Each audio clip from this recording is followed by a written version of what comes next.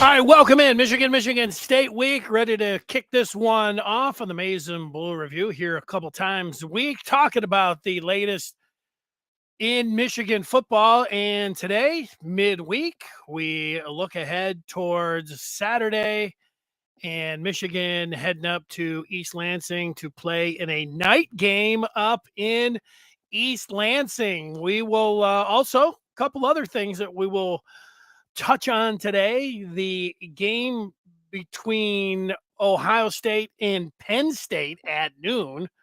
What does Michigan want to happen in that game? What do Michigan fans want to happen in that game? Does it matter? I'll give you my 2 cents on the other Big East teams that'll be locking horns this Saturday. Yesterday, basketball had their media day. I was there, so I'll give you a couple thoughts on the Wolverines on the hardwood. But you know, even if even if the basketball team was like stocked full and ready to go, they would still take a back seat to what's going on with the football team. And this game, it's midweek, like you feel like you're completely hyped up. I mean, you're ready to go. Like it's a every year takes on a different shape and form and feeling and everything else. And there's not a lot of tension. If you're a Michigan fan, there's not a lot of tension about this game. There's not a lot to get worked up about. That's good. Everything's going fantastic for Michigan. And on the other side, Michigan State's in tatters, and there's nothing that Michigan can do about that. MSU fans know what's coming on Saturday night. It's not Tuck. It's gonna be a beat down. Just how big of a beat down, we don't know. And in other years, you'd have all this, back and forth. Is Michigan State getting disrespected? And where's the respect? And this game, that game, Michigan. This is everything is about Michigan on this side. Even if you're a Michigan State fan, Michigan State fans know this. State fans are in a spot where, what have I heard this week? Like,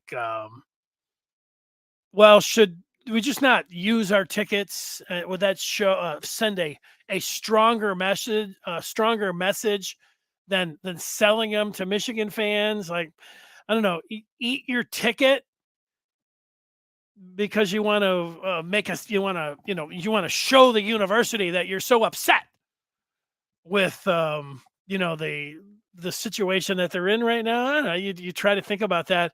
It's a bad spot. I mean, you can imagine it just for a second. Like, there have been very few. I was even trying to think if there's ever been a spot where you have, as a Michigan fan, have been like, yeah, I want him to lose because I want this coach out. You might have thought that at the, maybe at the tail end of Rodriguez or Hoke, but I don't know. I'm trying to think. It was gonna get bad. I mean, like you go and think about that and how bad it can be. I do think about just a couple of years ago. I was never more confident in Michigan winning against Michigan State than I was in 2020 on Halloween 2020, and then Michigan lost that game. Now, it was the pandemic season, so you factor that in. But okay, I'm not saying that. Hey, watch out. I'm just saying for myself, like being completely overconfident and saying, there's absolutely no way, even if that's the way you feel. I'm just reminded of a couple of years ago, but I don't think that Michigan is going to lose the game. I just, remember the thing about the pandemic season is that, Michigan had played Minnesota. They looked pretty good, and they were coming home, even though there weren't going to be any fans in the stands. But Michigan State, Tucker had just taken over. He didn't even know the players on his team. He had to put a sticker on their helmet to know who they were because it wasn't his fault. You couldn't meet with the team, and they play their first game against Rutgers, and I don't remember the exact numbers. Did they turn the ball over 5 times? It was like the worst football that I had ever. Some sloppy, terrible football. So there was that, and then there's the Michigan part, and I don't know Michigan. I think they did have a line of that game. Was it 30 that it was taken off the board? But yeah, the pandemic, you factor that in there, and because the rest of the season went down the tubes pretty quick too, and everything else, and so I get it. People don't like you just put that over here because it was that kind of season that you do put over there. Now, if you had a really good season, you don't put it over there. Like the basketball team actually had a wonderful season, one of the most entertaining seasons, and had a great time. I'll never forget it. Howard's second year, it was during the pandemic, and it was fabulous. So, but you don't put that one over there. They earned it, but you do with the other one. So, those are some of the things that I'm thinking about as I kick this show off. I'm inviting you, if you're watching this live, you're listening to it after the fact. We are here live. I like to interact with you and see where the people are at. I mean, I could tell you all day long how I feel about what's going to happen on Saturday, what the latest and things that I'm thinking about, but it's nice to be able to hear what you're thinking about. Now, I talked with somebody that was at practice yesterday, and they told me that Michigan, they know the job at hand. They are practicing on grass because that's what the Spartan turf is going to be on Saturday night. They were playing the Spartan fight song during practice, and CJ Stokes was really bringing it on the demo squad. But it's a real business approach. I'm told great enthusiasm, and that Michigan knows that they're on a mission for Saturday night, and we know what the mission is. I mean, Michigan's trying to go 8-0. Michigan's trying to win a championship. Michigan is trying to have the one of their greatest seasons of all time. I mean, this is where it's at. Like, there's all of the other stuff. We can sit around and talk about rivalry and back and forth. Michigan, the way things, like we talked about this all summer, what kind of chance that they were going to have, all the players that they were bringing into the transfer portal, McCarthy, the offensive line, just how good the team looked. And now here we are over halfway through the season, and it looks even better. Michigan looks as good as you thought, as good as advertised. And the rest of the country, it's just falling. You say it's falling, and it is. It looks like it is falling into place for Michigan. Is this part of it where Michigan, I don't know, like Michigan, I think they were going to beat Michigan State no matter what. I mean, even if Thorne stayed around and they still had Keon Coleman, I think Michigan State would be a lot better. And they didn't have the major story with their coach and everything, a little bit of a distraction. Michigan would still be sitting here talking about, but it would be a little bit different. You think, oh, okay, hey, wait a second. Remember Coleman last year? Well, how are they going to deal with him? That kind of stuff. And, you don't really have to, you're not feeling very threatened, by MSU. So, that's, what's going on. Everyone with Michigan right now, the way this thing has gone, they just got, it's so hard to be in this position too, where you have the team, you have the schedule, you have the coaches, everyone knows their role. They understand what this is all about and the mission. And, I'm told that, the key here for this week is that it's not getting too emotional. No emotional roller coaster. They know what the job is at hand, and they're going up there to take care of business. So that's some of the thoughts that I have. Let's get some feedback up here and see where you're at with this game coming up on Saturday night. We start with Scott. The Spartans play their hearts out on Saturday in their best game of the season. Michigan 28, MSU 10. I think I understand where you're coming from, Scott. I have just a 1-point differential with state score. I think MSU, I'm thinking that the playing your hearts out in a rivalry part, everything that you could possibly do. This is their Super Bowl, all of that. So I'm with you. I'm here. And so I think a first half of Michigan 14, MSU 9. That's how I feel like it's going to be at the break. But then I think Michigan's going to throw 23 up on them. So in the second half, and I think they'll shut out MSU. And so what does that make it? 37-9. That's where I'm thinking right now. Maybe I adjust it a little bit as I write up my score for the Maize and Blue review.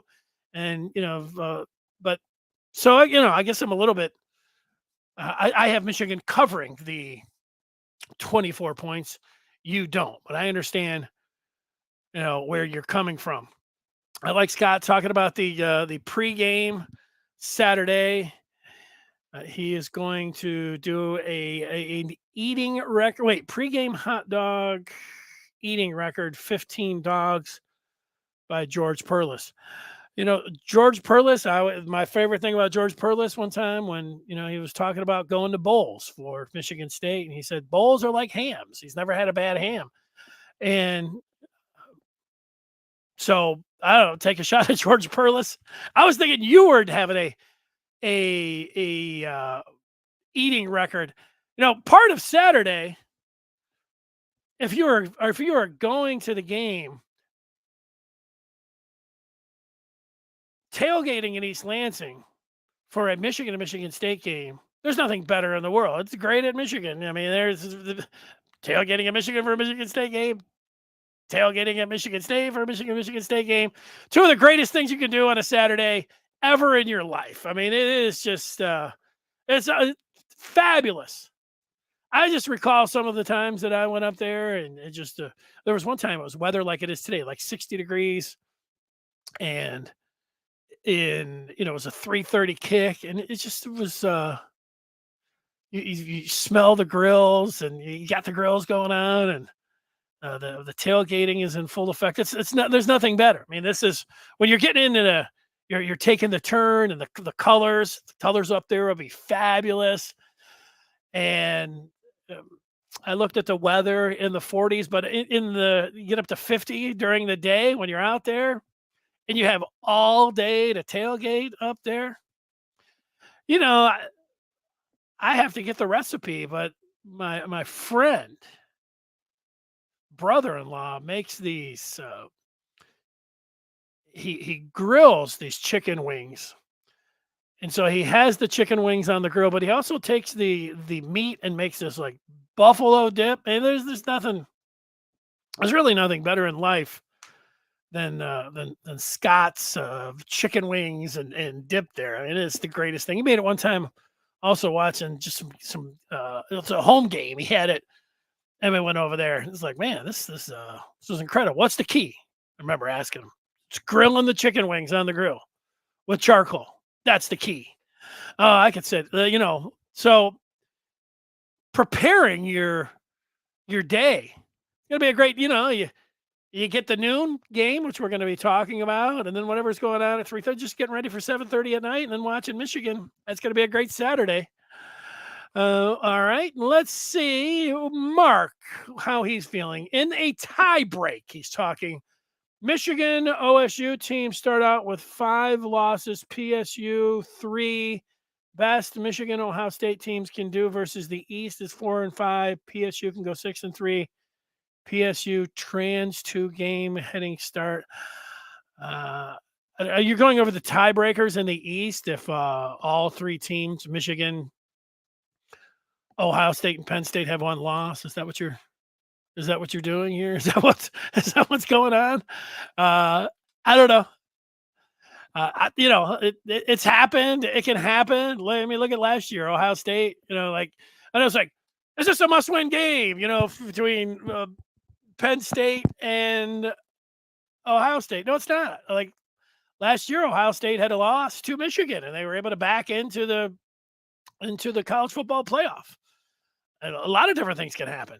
Now, when you get to the end and Michigan's there, and certainly because of Michigan's, I know people don't like to hear this, but the schedule, it could put Michigan in a spot where they have to win them all. But hey, as I sit here right now, I'm thinking about Michigan winning all their games. I'm thinking about them beating Michigan State on Saturday, beating Purdue, and then beating Penn State in Happy Valley, and then going to Maryland and winning that game, and then beating Ohio State. That's what I'm expecting to happen. So, if they drop a game, and we got to start talking about scenarios, and if they can get in there, and oh no, people are going to hold the record against them. I'm going to cross that bridge when it's presented to me.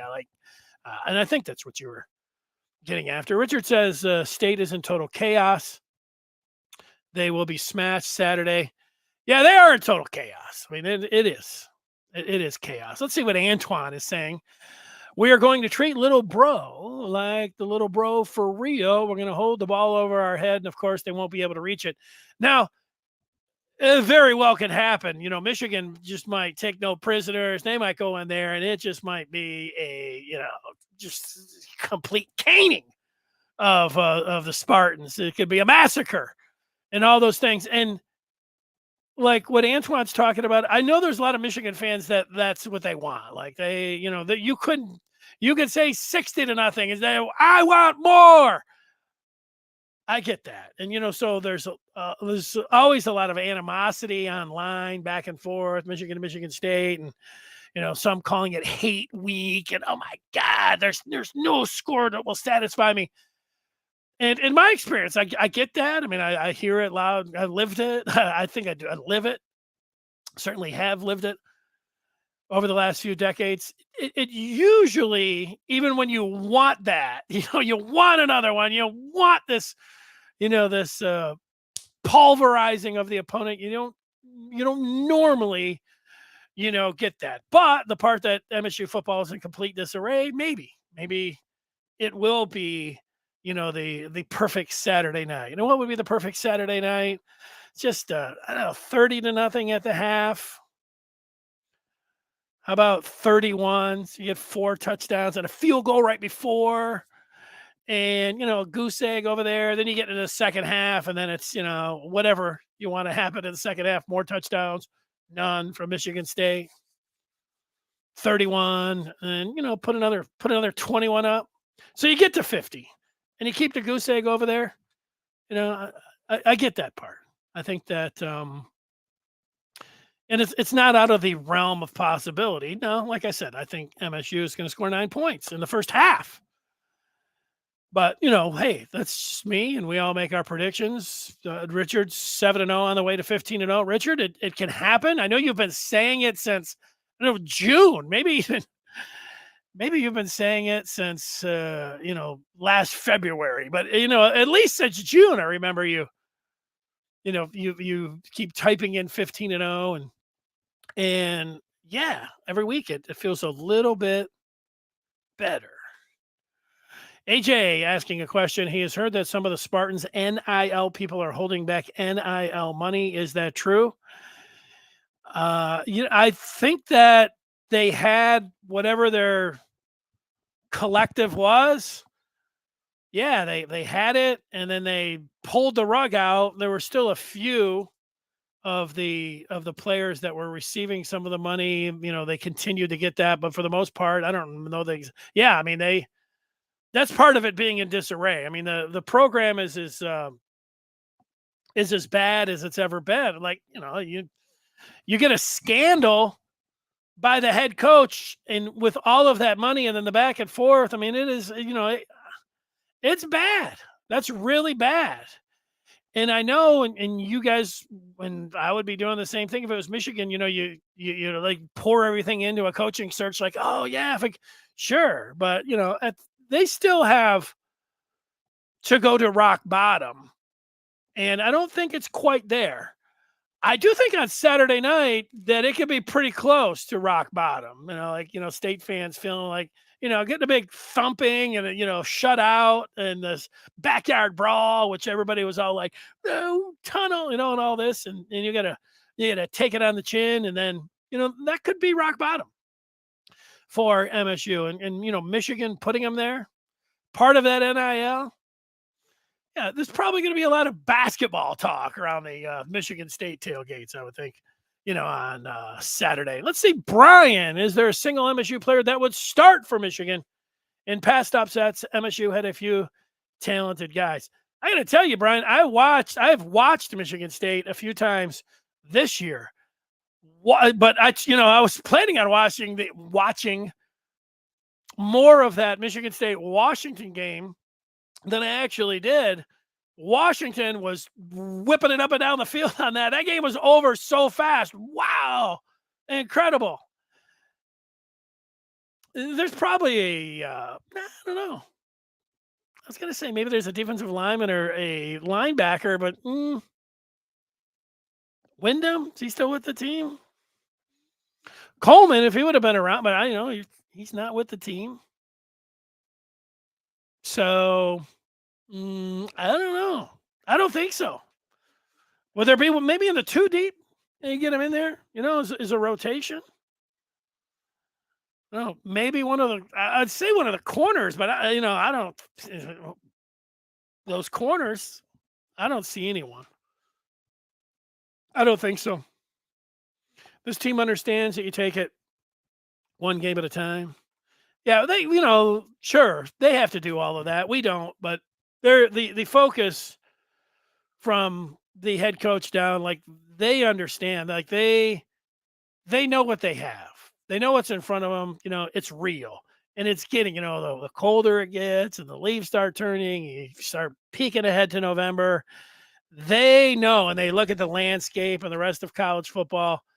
Michigan, the from the head coaches down to the water boy, realize that what they have and what is sitting in front of them is a special chance that comes down the pike. Not very often. That'd be great if it happened all the time. But like this is what they have in front of them is something that I think they all realize, and it's a mission. They're going to march. They're marching up there, grabbing the Paul Bunyan and heading back to Ann Arbor, and then enjoying a bye week. And then it's Harbaugh. On Saturday, I thought he was the smart. He said a few things that were smart, but he talked about it's November now, and November is when you play for a championship. And because they have a bye week, and then it actually will be November, Purdue, Penn State, Maryland, Ohio State, those games all in November. You might as well put this one into November right now, because the march to the Big Ten championship and beyond is on, and it's on now. They get it, and we understand that part. Here's Moose, who's talking little brother stuff. Their fans on Twitter actually think they have a shot in this game. Yeah, well, I don't think so. I haven't seen any of that, but I really haven't. I haven't been engaging very much, and I would think that since there's no real, and it's interesting that you say they're actually talking about the game. I would think that it would, you get online and go back and forth with the Michigan and Michigan State, it falls off pretty quick. Goes to a pretty bad spot. I can't see many MSU fans keeping their chin up talking about, that we have a shot in this game. But hey, there it is. That's where they have the worst fan base. Let's see what JP is saying. We're going to eat. Punches were thrown last year off the field. This year we stick up for the 5-on-1 beating they gave us in the tunnel. We'll perform this payback on the field, win 48-7. Yeah, the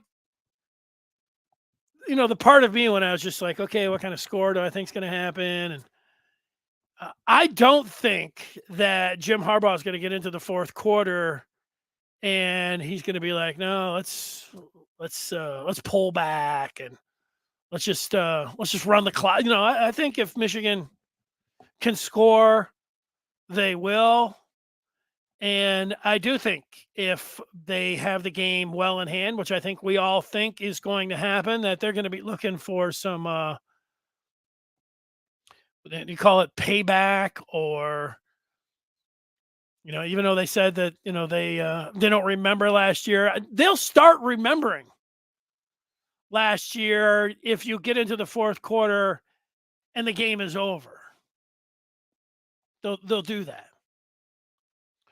Now, Harbaugh, who didn't want to, I just, right before I came on, I was, reading some text with Harbaugh, who was talking about, McCarthy, and that they just shouldn't have called that play. And we knew that he shouldn't have called that play, but Harbaugh on Monday didn't want to talk about that and didn't want to answer that question directly. And I guess it took him. I guess it took him another 24 hours to realize, like, it's one of the main things that fans want to know about is the situation with McCarthy running and why he was running in that. But he didn't want to. I guess when he was face to face with the reporters, he didn't really want to answer it. He wanted to wait. But hey, he got the message out there, and the message was, yeah, look, it was a bad call by the coaching staff, and they want to protect their quarterback, and that's something to keep in mind heading into Saturday. Mark is talking about the thin line between wins and losses, how bad elite can play. Nothing is easy. Business trip. There you go, Mark. You got your game face on a Wednesday. I like that. Somebody that would be into the too deep. The Moose is thinking 45-10, but he would not be surprised if Jim puts a 60 spot up on him for last year. Michael looking for the boys to handle the business, 56-0 on the way to 8-0. I mean, this is where we're at. And, Michael, I don't think that's I'm not predicting 56-0. If it was 56-0, 56-0 would be one that would be pretty good. Antoine is giving me an I told you so. Let's see what it says. I told you. Like I told you before, we're good for the present and the future. Even when we lose some players, people can clearly see the replacements on the second team squad playing good. From that standpoint, I'm with you there, Antoine. You are correct. What we have seen with what has been presented with Michigan in these first 7 games is that they have been able to clear the benches and play almost everyone and play a lot of guys. And yeah, there's a lot of good football players on this team. That's the one part about, looking towards November and looking at all the other teams and whether you feel confident or not about, Michigan running the table again or winning the Big Ten again, beating Ohio State again, going to the college football playoff and actually winning it all. You just start going, McCarthy, okay, you give him the mulligan, and even if you don't want to against Bowling Green, he has played, he is special. The more you watch him, and this is great. I can recall watching Charles Woodson, and there were times when I'd be like sitting there saying, I want to see the opponents challenge him because I just want to see, the greatness there. McCarthy's doing a couple things every game where you're just like, this is exactly what you want from the position. This guy is special. Is he a once in a lifetime, a once in a generation, the greatest quarterback at Michigan? Maybe. I mean, that's the kind of when he rolled out and put that ball on Loveland. I mean, that is elite tight stuff. Him running around when he did that second touchdown to Roman Wilson against Minnesota, elite stuff. Throwing the ball, I mean, in the wheels. And when I watch him throw the ball in the pocket, he could just be, if he was just a pocket passer, he would be exceptional. Meanwhile, he's a dual threat and is as good of a running quarterback as anyone in the country. Yeah, but Bo Nick, I don't, look, Caleb will, okay, those guys are great. McCarthy's not taking a back seat to anybody. And so you got that going on. The running backs are ridiculous for this team right now. I don't care about the recruiting and anything else. Blake Corum, there's nobody better than Blake Corum in the country. Everybody knows what I think of Donovan Edwards. And you say, well, he's been tiptoeing. He hasn't had the best 7. He has not had the best 7 games. But you know what? He is a weapon that any team in the country, any team that Michigan's playing, they better account for number 7. If they don't, then, it's to their own detriment because that guy can turn 60 into a touchdown like that. We have seen what Khalil Mullings, we don't think he's going to play on Saturday, but okay, bring in the freshman Hall, who looks like an NFL running back. Now, he looks like an NFL running back. I mentioned Stokes earlier. He's out on the demo squad. Stokes would probably be starting for MSU. I do think the interior of the offensive line. There's a lot of NFL teams that would love to have Zinner and Keegan and Nugent right now. I mean, those three guys are as good as anybody in the country.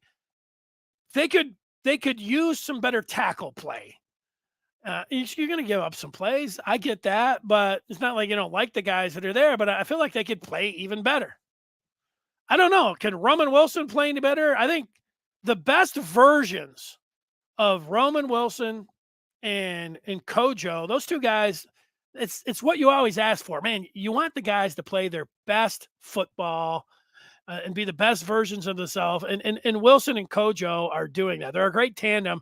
And Loveland is a special talent. We knew it last year. We say it this year. Other teams are doubling him. And a freak, whatever. He is a special college football player. He's now that Bowers is down, he's probably the best pass catching tight end in all of college football. He's awesome, and he'll be an All-American. There's no more secrets about that. Next year he'll be an All-American. So is that everyone on offense? I mean, like, high marks across the board. Defensively, it's a special group. What it looks like. I remember Nestler and Danielson in the second game when they were playing UNLV. Those guys that did all of the SEC games. Nestler's like, hey, Gary, these guys look like they look like Georgia from the last 2 years. These defensive tackles, and Danielson's like, they do look like that. They look like the Carters and the Davises that, Georgia had in that interior of their defensive line. Every time I talk with somebody that is a Michigan football fan, a former Michigan football player, or just wants to talk about Michigan, they all talk about Mason Graham being a great football player. They love Mason Graham. People love Mason Graham. He is a great football player. He's only a sophomore. I think Kenneth Grant isn't so far behind Mason Graham. And then Jenkins has kind of been a little bit lost. Like, he's the straw that stirs everything in the middle there. He's a first-round pick. Cam Good, how many ever snaps that he could get? He's in the perfect spot with Michigan. What a rotation they have on the inside of the defensive tackles. The four edge players from Harrell to McGregor, and then they go to the transfer in Stewart and Derek Moore. I mean, they're four better. I don't know. Maybe there are. Maybe you could say, these four guys could stack up. I don't know. Michigan's got an incredible defensive line. They got three linebackers with Barrett, who's as hard hitting as any Michigan football player that I can remember. He brings the wood. Barrett's tremendous. Junior Colson's an NFL linebacker. I don't know. Ernest Hausman. What's not to like about him? He's built like an NFL linebacker. He looks like an NFL linebacker. I mean, I'm ready to say he's an NFL linebacker. And they can only play two of those guys. So that's the front seven. Will Johnson's a top 10 pick. The safeties, because Rod Moore was out, and the Page we don't talk about enough. But Sab, the experience, it was Antoine mentioning the experience that Sab has been able to get back there. They don't take any, there's no drop off. They'll have Page and Moore. There's no drop off when Sab comes in. And Quentin Johnson, who has been around the program for, 5-6 years, not only is he playing his best ball, he's a playmaker. He's always making plays this year. You look out there, I don't know how many times I had to say it. I was like, what? Who's this guy? Who's 20? Oh, it's Johnson. Making a play. Q-Joe. Making it. So, is that everyone? They're in good hands. This thing's going well.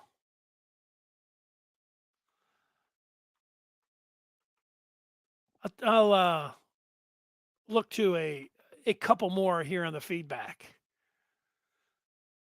See if we have some points here. People are arguing about how many points Michigan's going to win it by. I get that. They need to let JJ light them up all 4 quarters. Yeah, I don't agree with that. I mean, Michigan can light them up without JJ. I don't think you're going to win like mostly Montreal. It's not that they would leave him in there to light Michigan State up. They what has happened in my entire life of watching football is that the coaches leave players in longer than the fans want the players to be left in. So if I sit here and say, Michigan's going to be up 35-9 after three quarters, people would say, okay, that's it. And it should be it at that point. But if it's, I don't know, like, again, I just say it. Coaches and fans and the media, they're never on the same page. The fans and the media always want the players down and resting and out of the game, and the coaches leave them in longer. The players want to play, they want the stats, and they're not as the players and the coaches are not as nervous about guys taking hits and getting hurt as the fans are. Their fans are as nervous as anything about that because you don't have any effect. I mean, you can't have any effect on it. You just get nervous. What can you do? Harbaugh won't play any differently versus other big games. Just wants it to be a football game. I just like it to be a football game. Yeah, you mean like you don't want any of the extracurriculars or I mean like that's can be part of a football game and a rivalry. I agree if you're talking about you don't want any shenanigans afterwards. Like we don't need any we don't need any Spartan fans, doing anything ridiculous from the stands, which like has been promoted by one of their top radio hosts, that is talking about some craziness that could ensue, and so yeah, you don't want any of that. You certainly don't want any after. Like, hey, you have your chance when the game is being played. Afterwards, you're gonna fight by the. I don't expect anything to be any fights. But look at it. How many NFL before every NFL? Not every NFL. There's a lot of NFL games we see some pushing and shoving beforehand, and some of this stuff, and coming out of the time. But from last year, is it would it be off to say that a review of the enforcement and law enforcement down on the field and security measures, it'd be very smart and making sure that we're going over all these things. Do I think that Ward Manual is making sure that the I don't know, you have to have extra security because of last year and just because of the you know the toxic nature of this one. Yeah, I mean that's not out of line. I mean, I don't know how much of a cocoon that you have to put these guys in, but I'm sure that they're talking about it. Hang 100. Moose is going to be shocked if they get the double figures.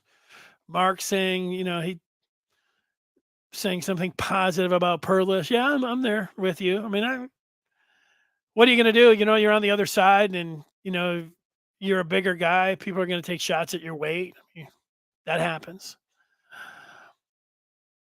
I think Michigan will finally play a full game. Hmm. Did they not? I mean, a full. They didn't play a game, a full game against East Carolina or UNLV. They didn't play a full game against Rutgers. I mean, what are they? 31-6, 31-7. They got a touchdown right off the bat, so that wasn't a full game. 45-7, 52-10. Those were the two road games at Nebraska and Minnesota. Those weren't full games. They got a late touchdown on the. Yeah, I don't know. Maybe a full game is 50 points, 4-0 against.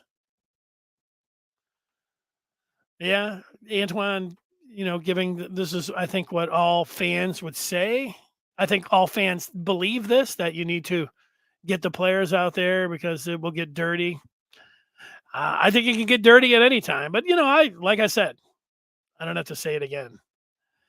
that what you want and what I want and what the coaches and players want, it's usually doesn't line up exactly. In my entire life, I don't. I always see fans get them out, get them out, get them out. The coaches are sending them out there, and everybody's like, "Wait, why is this happening?" No, I don't know. We'll see. Maybe this game it'll be different. I believe that this is Michigan's year. I completely understand where you're coming from. It feels like it has felt like it all off season, and so far we've watched Michigan play 7 games. It feels more like Michigan's year than it did in the off season, and it felt like Michigan's year then. And yeah, when you look at the other team, I mean, you're looking at Georgia. You know, the two teams that Georgia had the last 2 years would beat this year's Georgia team by double figures. So they're more beatable. Can Michigan play with Washington or Oregon or where? Yeah, they can play with anybody. I think they might be favored against anybody. They can beat Ohio State. They can beat Penn State. AJ likes it soft. 77-0. There you go. Visualization. All right, there we are. Tatum, who wanted to come to Michigan. Maybe he would be in the 2 deep. Maybe. Yeah. You know what you want? You want Michigan State. This is Michigan State moved up their basketball media day so they could take a little bit from football. You want State fans talking basketball.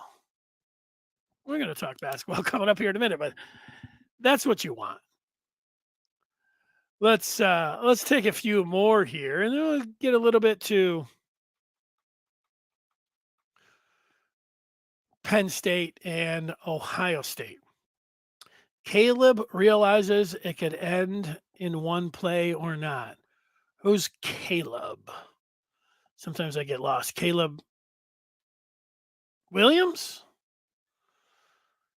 Are we talking about the starting quarterback from USC? Is that where we're going here? The guy that somehow said that he wanted to be a part owner of the team that he's going to before he even gets drafted? I got news for him. That's not happening. Okay. Let's see. Todd is new. Let's see what Todd's saying. Eyes are on Columbus, so we better stay focused. Go blue. Yeah, I feel like Michigan, when it comes down to what you're saying, being focused, I feel like they're pretty focused. Like, that's not in the a chart of things to be worried about. Like, Todd, they have shown like what Jim Harbaugh. We're starting to identify his strengths and weaknesses and everything else pretty quickly. If I'm going over there to strengths, having his team be focused is right up there. Game day coaching, Harbaugh, great. Having his team focused, he's right there. I mean, he gets the full marks on all of that. So I'm not worried about that at all. So everyone would want JJ. He's doing very good. Yeah. Yeah, you watch him play and you're like, wow, this guy's really good. Richard wanted Georgia at full strength. Yeah, nothing you can do about that. People now talking about next year. I'm going to just focus in right now on. I don't have to take it one game at a time, but if I'm going to talk about anything else, I'll talk about Ohio State, Penn State. AJ Barner could be an NFL tight end. Barner's been fabulous. Who's the defensive MVP so far? Graham jumps to mind right off the bat. Graham or Jenkins? Those would be the two that I would vote for. Graham or Jenkins. Those would be my votes. Mason Graham would be my vote. That's it. Let's see. Cody is new. the D line for defensive MVP so far. You can't single one guy out. Well, it's not MVG, most valuable group, or most valuable position, or most valuable player unit. It's player, so you have to come up with one. But you're right. I mean, I get what you're saying. That they need to. We need to like. You don't know what you're talking about. It's grand, but you're right. All of them are playing. Fabulous. It's there for everyone to see, and it. That's what's going on. Okay. What about Ohio State? What about Penn State? What does Michigan want to happen in this game? I think you want Ohio State to win this game. Does it matter too much? Not really. It doesn't. Like, if Michigan wants to, they control their own destiny. They're going to Happy Valley, beat them. They're bringing in the Buckeyes on November 25th, beat them. You do that, does this game matter? It doesn't. My thought about Ohio State winning is that, Michigan having Ohio State as that final game, I think you do think about, well, what if Michigan drops a game? So that's what you're thinking. If you really want to talk about this game, what would be better for Michigan if Michigan dropped a game? So if Michigan lost to Penn State, would you want Penn State to win this game on Saturday? I don't think so. I think what you would want if Michigan lost to Penn State, that if Ohio State beat them, you go in and then you beat the team that beat you. Now, if Penn State, if Ohio State and Michigan are undefeated, I think you can get to that spot where there would still be a chance if Michigan lost that game, like last year, where Ohio State lost and was still able to get into the college football 4, that there would still be a chance. Now, this could come back to, haunt the everybody. We love the easy schedule. We love the cupcakes. It's an off year. Look at, and which is all true. The next few years, it's a gauntlet. The previous 20 or 30 or, 50, Michigan played as hard a schedule as anybody, but these last 2 years, they haven't. But could it come back to bite them if they lose to one of these two teams and they're sitting there at the end holding their you-know-what? And believe me, every Heather Dinich and anybody that talks about the college football playoff is talking about, Michigan is going to be there. But if they lose a game, people will be taking Michigan out of consideration because of their schedule. You might not want to hear that. You might not agree with it. That's what is going to happen. But hopefully we don't have to cross that bridge, right? Like, so, Michigan, let's not, think about them losing to Penn State. Let's not think about them dropping it to Ohio State. But being number 2 against an undefeated, let's just say Ohio State wins, against Penn State, against Ohio State. And where is Ohio State right now? Number 3. So if your only loss would be to a number 3 team that's undefeated, I still think you would have that chance. So I think you actually want Ohio State to win this game on Saturday. It's why that, there are a lot of people like, oh, we think Notre Dame's going to win. Notre Dame had a great chance. They probably should have won the game.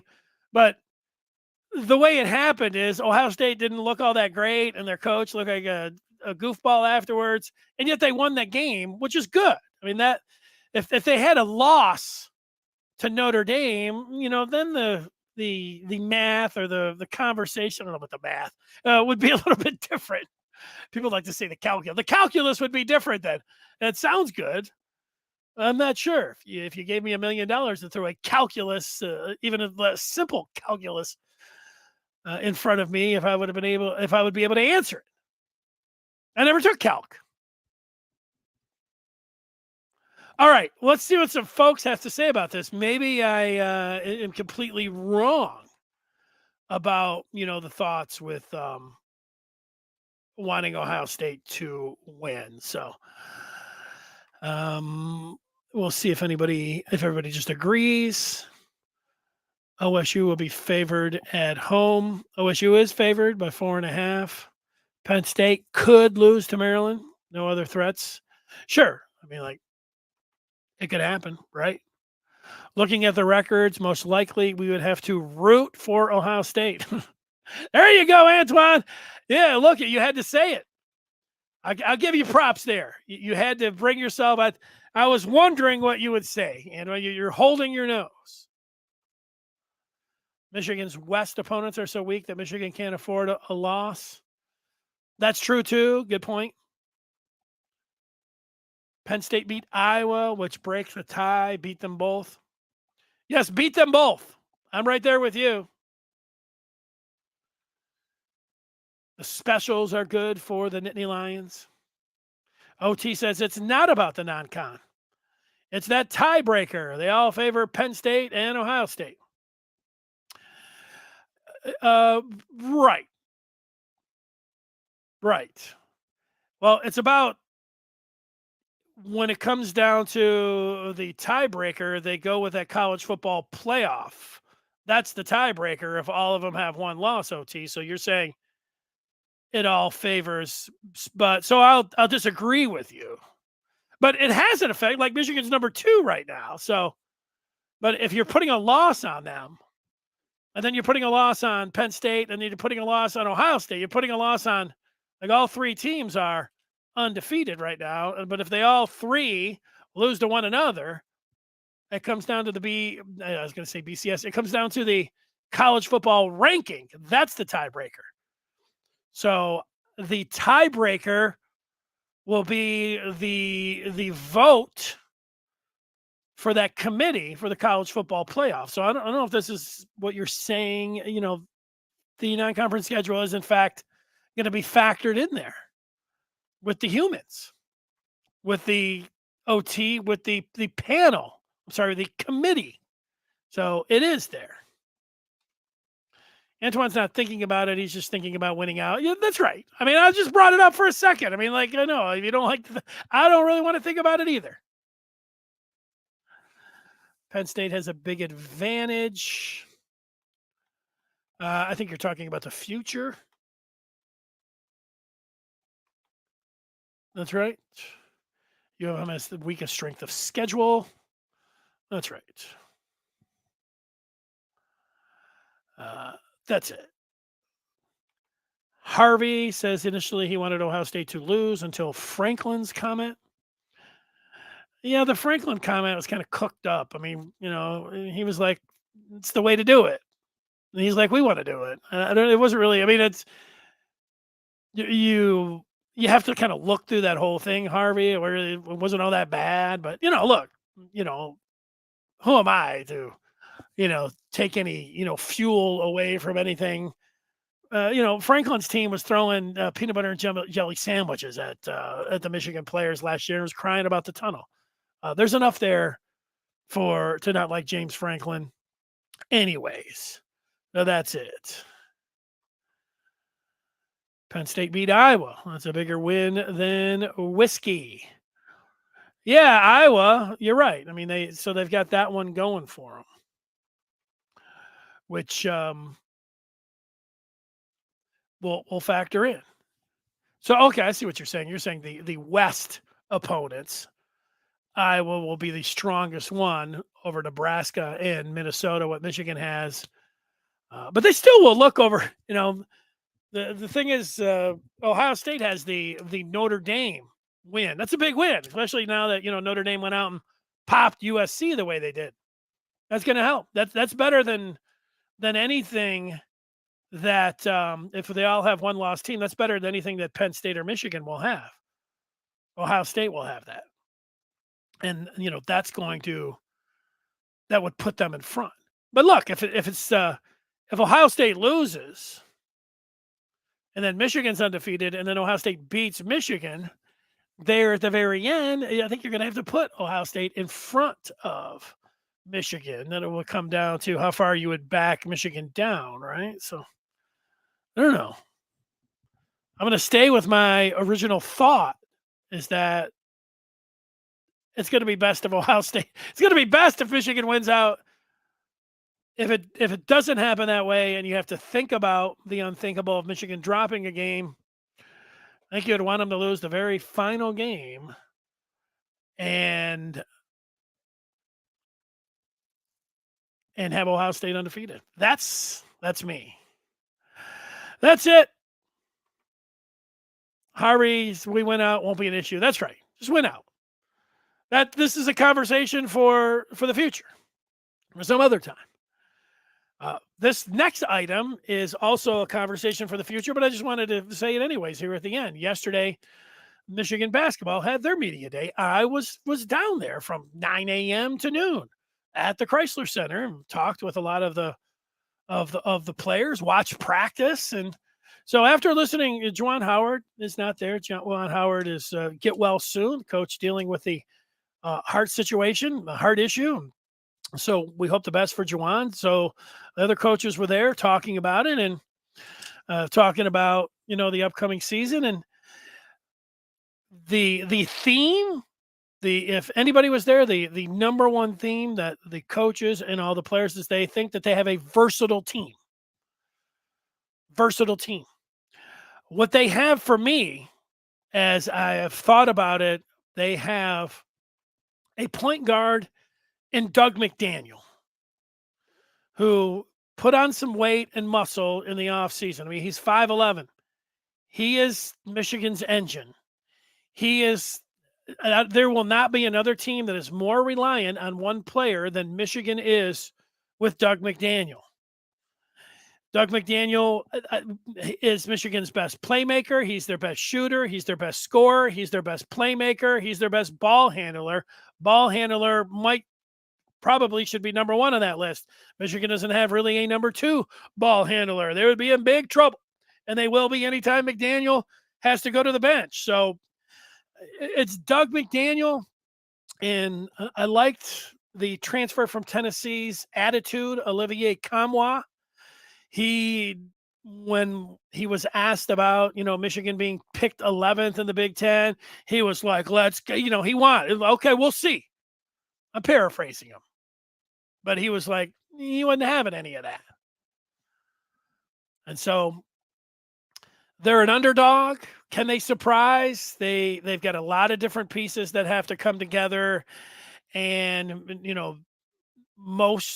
everyone, myself included, are picking them as one of the bottom four teams. The good news is that if you can take care of, they have a bunch of games that I think that they should be in their non-conference slate if you go through them.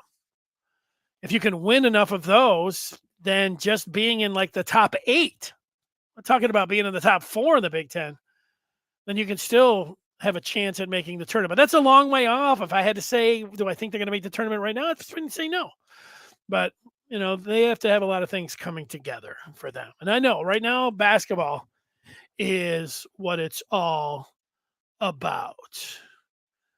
Let's see. I'll take 3 more questions here at the end. Antoine, ask Jim Harbaugh what his contingency plan is if he loses Jesse Minter. Will he get Klink to fill, or would he look for another Ravens guy? I'm guessing it will be Klink. Yeah, I at a Monday press conference, the chances that I've had to talk to Jim Harbaugh, I'm not asking him about, hey Jim, you're heading into November in a championship month with an undefeated team. What happens after the season with one of your coordinators go pro? That's not a question that is going to be asked by me at a press conference. But just like Ward Manuel with all of his head coaches has a 2 deep, 3 deep, 4 deep, for all of his coaches, in case one of them has to move on. Jim Harbaugh has that same thing with his staff. And I think you're correct. If I had to pick, I think Klink would be the next man up, Steve Clinkscale. He is the co-defensive coordinator. And so he's the next man up. That's what I would think. I think he would be the man and would be the guy. So that's it. Todd is talking about in the East, TB. I don't know what TB. Penn State has, crossover. Penn State has a win over Iowa. That's better than, yep. Okay, I know that. Yeah, people are trying to talk about tiebreakers. If everything's tied, it goes to the college football playoff rankings. So it's pretty easy. I mean, in back in the day, there were other things about a quality opponent, point differential, all of these. They're not going there. That's not you get a three-way tie between Michigan, Ohio State, and Penn State. They go to the college football playoff standings. And that is selected by a committee who is going to look at the wins in the Big Ten West. They will also look at the non-conference. Believe it. You don't have to. And hopefully we don't get to that point. But I'm just telling you what it is, at least to my knowledge, which, hey, maybe I'm wrong. But I don't think so. That's it. Antoine, I'm saying that they would all be undefeated, except with the one loss. They would all have one loss. So, and Mark saying that's not the way it works. All right. Good luck with that, Mark. Hey, thanks for joining us. I'll talk with you coming up on Friday at 2:00. We will be getting ready for the big game on Saturday night. Until then, we'll see you over on the Maize and Blue review.